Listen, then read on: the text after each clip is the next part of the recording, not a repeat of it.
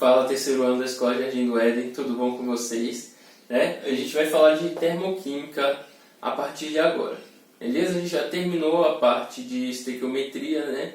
Aí eu resolvi trazer termoquímica, porque a gente vai envolver um pouquinho de cálculo aqui também. Né? Como vocês já estavam habituados, né, com as outras aulas que envolviam cálculos também, eu resolvi trazer esse conteúdo aqui primeiro, já que ele não tem muita...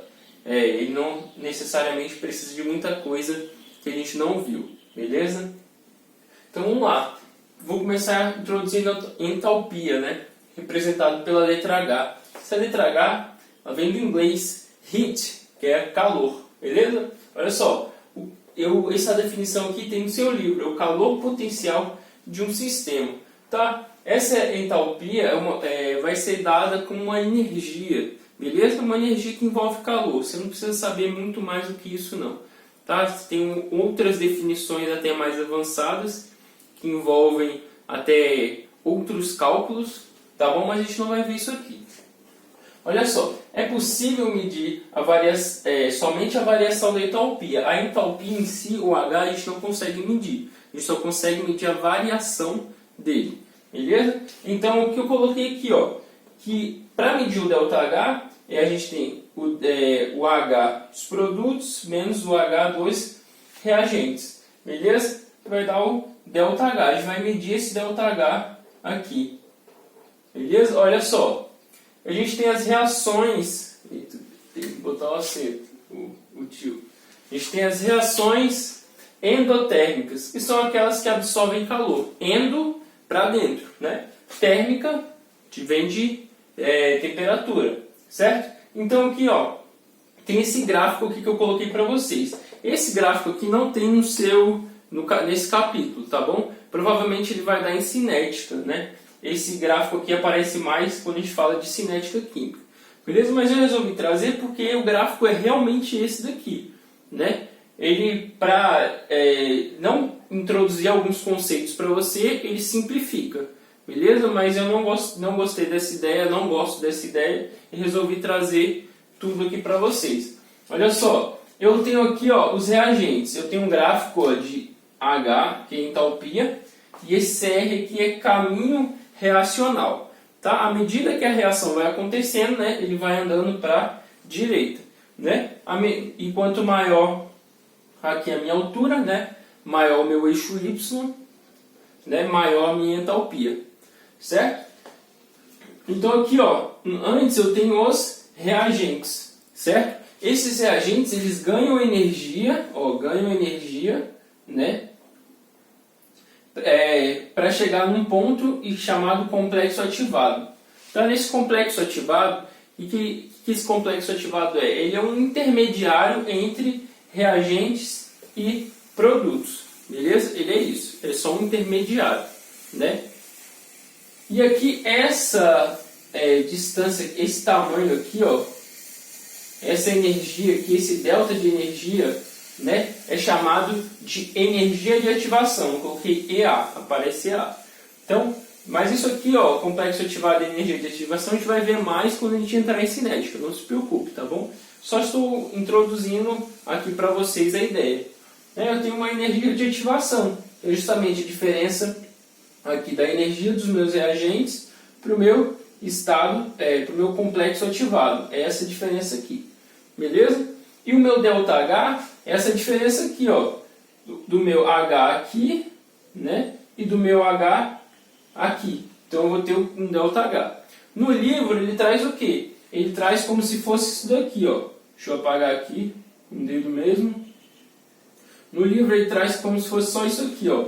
Ele exclui essa parte aqui e traz só ele subindo ou ele descendo. Nesse caso subindo porque é endotérmica.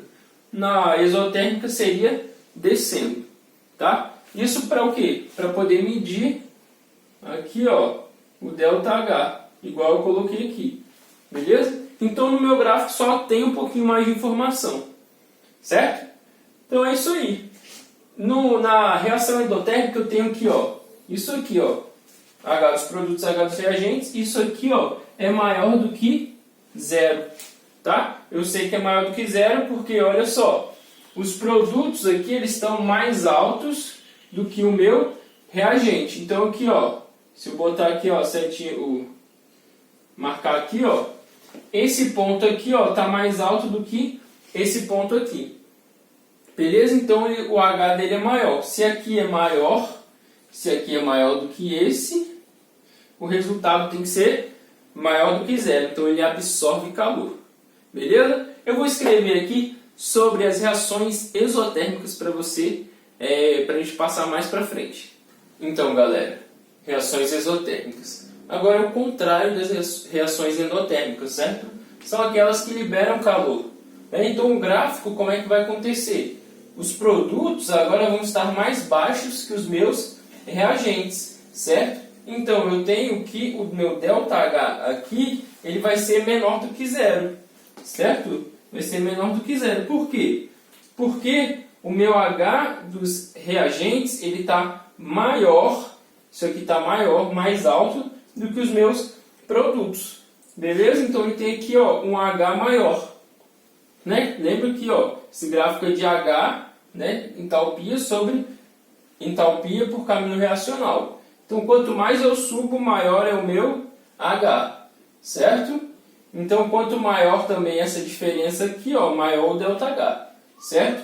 Maior ou menor em termos de módulo, tá bom? Mas isso aqui vai ser menor do que zero para a exotérmica. Olha só, equações termoquímicas. O que acontece? Olha o que eu escrevi, isso aqui tem que prestar bastante atenção. O calor trocado durante uma reação química depende de... Então, tudo isso aqui, do ΔH, né, depende de estado físico, formas alotrópicas, quantidade de reagentes e temperatura. Tá bom?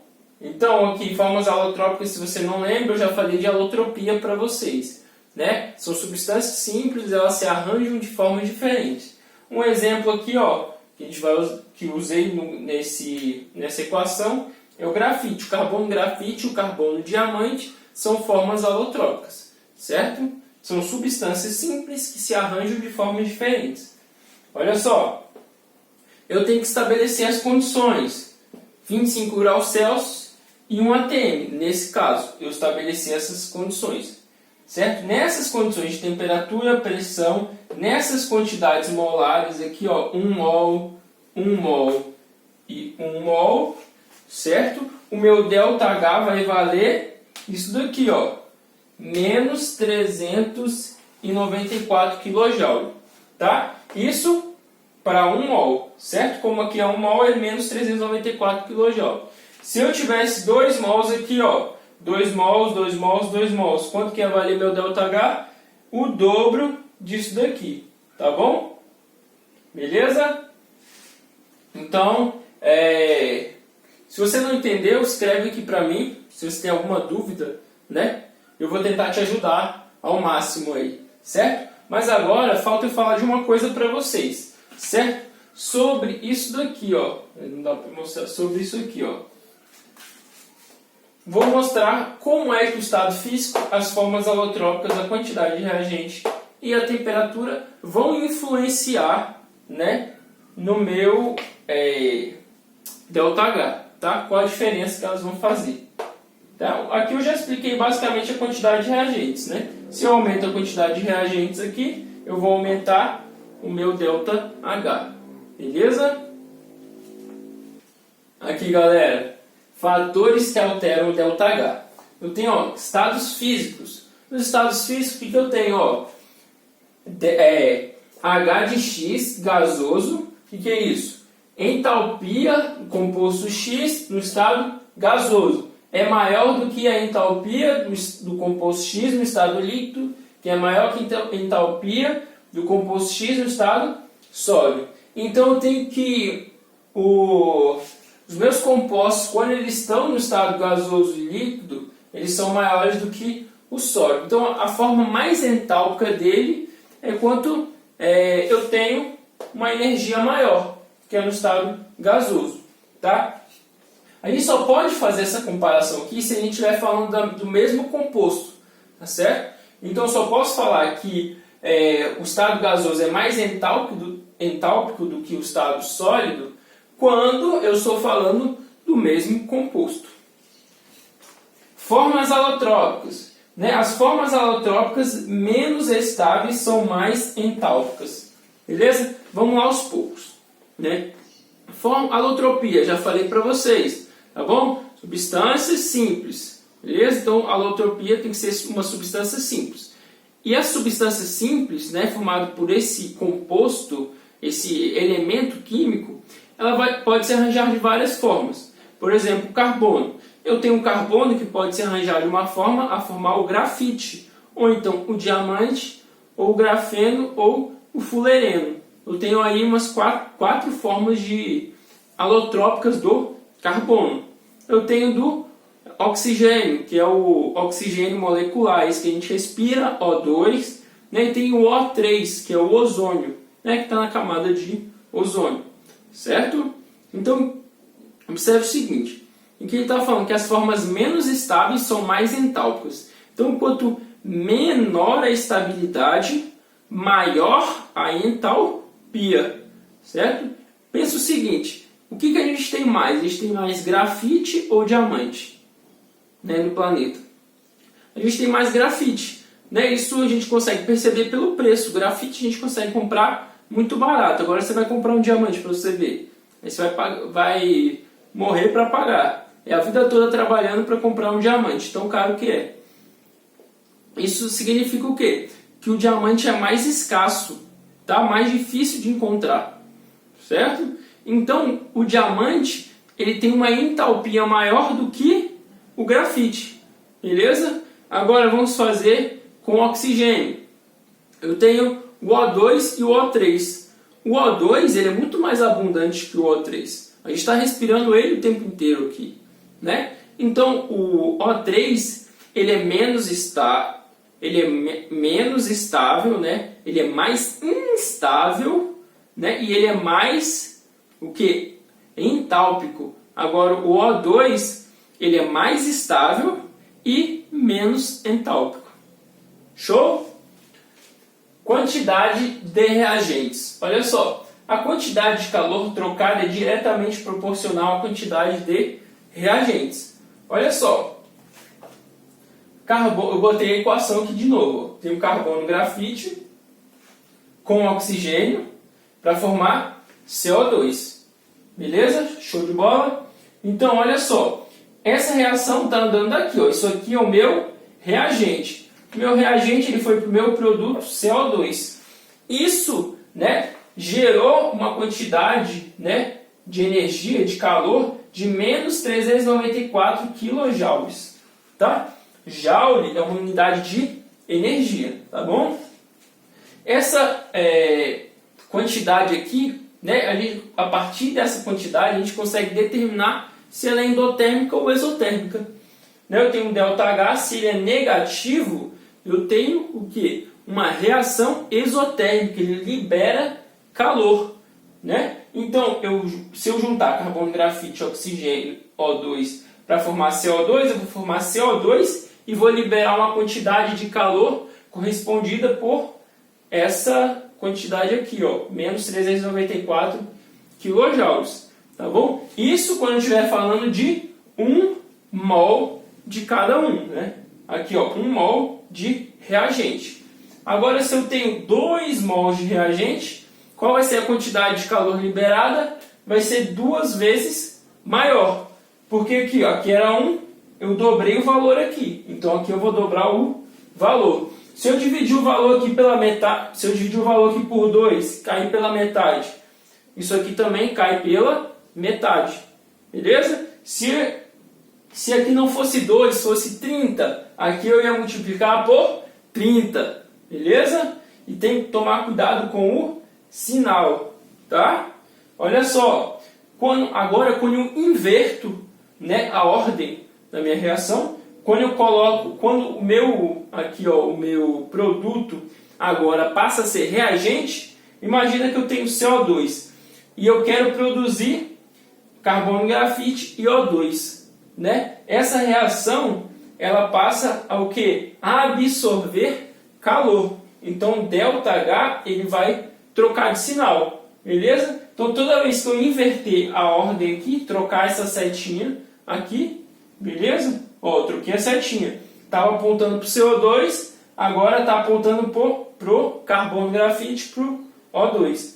Então, mais 394 kJ. Isso aqui é uma reação endotérmica, porque ele vai absorver calor, certo? Temperatura, o último. A mesma reação sob temperaturas diferentes resulta em deltas H diferentes. Então, se eu estou fazendo essa reação aqui, ó, lembra que eu escrevi as condições, 25 graus Celsius e 1 atm ali? Tá? Eu tenho que saber essas condições para poder determinar o meu ΔH. Porque se eu fizer essa reação aqui sobre 100 graus Celsius, diferente dos 25 que estava escrito lá, né, esse ΔH vai ser diferente. Beleza? Então é isso que a temperatura, por isso que a gente precisa saber a temperatura, também a pressão. Tá? Porque temperatura e pressão também estão relacionados. Certo? Então, ó, sair da frente, você dá uma pausa, copia e eu vou escrever umas atividades para vocês ainda nessa aula. Presta atenção aí. Leitura das páginas 1054 a 1057. Pouquinhas páginas aí para vocês lerem. Eu quero que vocês façam os exercícios 1, 2 e 4 da página 1057. Tá bom? E aqui eu deixo a sugestão da videoaula do professor Silvio Pretz, tá? Termoquímica 1. É um vídeo de 5 minutos que ele vai abordar reações exotérmicas, vai dar um exemplo, outro exemplo, né? Para você entender o conceito, né, de liberação e absorção de calor, para você poder identificar, né, às vezes sem esses deltas H aqui também. Mas isso aqui é o que mais aparece também, mas se aparecer calor, você não vai ter muito problema com isso não, certo? Então se você quiser assistir, né, para ter mais uma ideia daí do conteúdo, né, fica à vontade. Tem outras videoaulas também muito boas, mas escolhi uma pequenininha, né, e bem sucinta para vocês. Beleza? Então pela aula de hoje é isso, meu muito obrigado e até a próxima.